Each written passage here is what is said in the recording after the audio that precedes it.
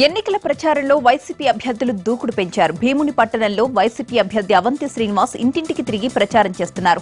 YCP అధినేత జగన్మోహన్ రెడ్డి ప్రకటించిన నవరత్నాలను ప్రజలకు వివరిస్తున్నారు. స్థానిక ఎమ్మెల్యే మంత్రి గంటా శ్రీనివాసరావుపై విమర్శలు గుప్పించారు అవంతి శ్రీనివాస్. రాజన్న రాజ్యం రావాలంటే ఫ్యాన్ గుర్తుకు ఓటేసి వైసీపీని అధికారంలోకి తీసుకురావాలని అన్నారు. భీమ్లీలో తనను రాష్ట్రంలో జగన్ను గెలిపించాలని ఓటర్లని అభ్యర్థించారు.